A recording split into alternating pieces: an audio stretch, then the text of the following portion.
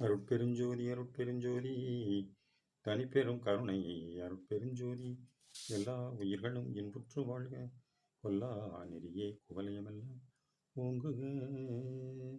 திருவருட்பிரகாச வல்லற்பெருமான் அருளிச் செய்த திருவருட்பாவிலே அருட்பெருஞ்சோதி அகவல் ஒரு பதிகம். அதற்கு திண்டுக்கல் சுவாமி சரவணானந்தா அவர்கள் உரை விளக்கம் எழுதி வெளியிட்டிருந்தார்கள். தலைப்பு எண் 228 செஞ்சுடர். உபதலைப்பு எண் 1. அருட்பெருஞ்சோதி அகவல் வரிகள் 1529 1530. வெம்மலவிரவது விடிதருணந்தனிர் செம்மையில் உதித்துளங் திகழ்ந்த செஞ்சுடரே.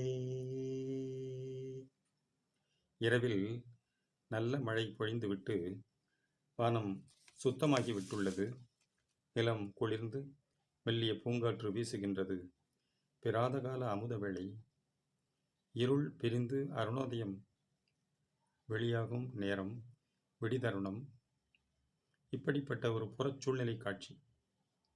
இக்காட்சிக்கு ஒப்பவே அருட்ஜோதி உதய மாட்சியை சொற்சித்திரமாக வழங்கும் அடிகள் இவையாம்.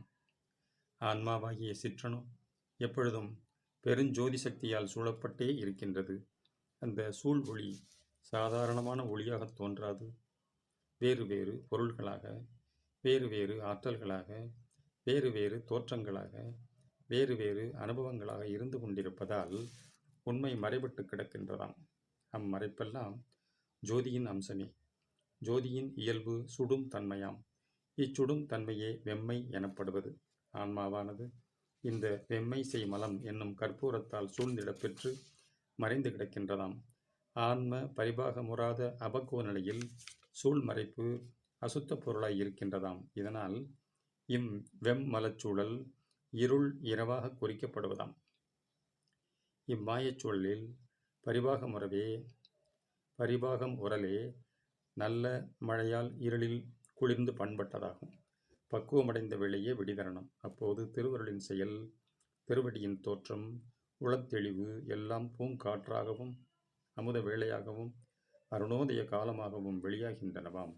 இக்குறிப்பே வெம்மல இரவது விடிதருணம்தனில் செம்மையில் உதித்து என்று கூறப்பட்டுள்ளதாம்.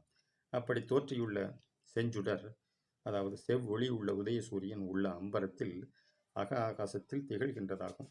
அக அனுபவம் விளங்கும் அருள் வெளியிலே இந்த அருட்செஞ்சுடர் திகழ்கின்றதாம். இது எப்போதும் அப்படியே ஒருபடித்தாய் அருளோடு திகழ்ந்து கொண்டே இருக்கின்றதாம். இக்கடவுட்சுடர் மறைவதுமில்லை, மறுபடி உதிப்பதுமில்லை, நித்தியமாய் நின்று நிலவுவதாம். இவ்வக அனுபவம் உண்டாகின்ற தருணம், சூழ்நிலை முற்றும் ஒளியாக விளங்குகின்றது.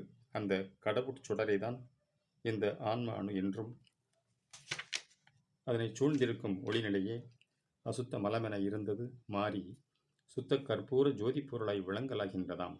ஆன்மாவுக்கு ஆணவ மலம் இயல்பென தோற்றியது போய் அது, அதாவது ஆன்மா, கடவுட்சிற்றுருவே அகண்ட கற்பூரச் சூழலில் விளங்குவதாக அனுபவப்படுவதாம். இதுவே வெந்நீரு ஆகிய சுடலை பொடி பூசிய செம்பொருட் சிவமாக கற்பனை செய்யப்பட்டுள்ளது. இந்த அருள் அனுபவத்தை பூரணமாக பெற்றுக்கொண்டவர் நம் வல்லப்பெருமான். ஆதலின் அவர் உடம்பு முழுவதும் கற்பூர மனம் நித்தியமாய் வீசுவதாய் உள்ளதாம். இக்கருத்தை தெளிவு செய்கின்ற அனுபவ மாலை பாசுரம் ஒன்றை கீழே குறிப்பாம். கற்பூர மணக்கின்றதென்னுடம்பு முழுதும் கணவ திருமேனியிலே கலந்த மணமதுதான் இப்போத மனம் போலே மறைவதன்று கண்டாய். இயற்கை மனம் துரிய நிலை இறைவடிவத்துளதே. பொற்பூவும் நறுமணமும் கண்டறியார் உலகில் புண்ணியனார் தம்படிவில் நன்னியவாரதுவே.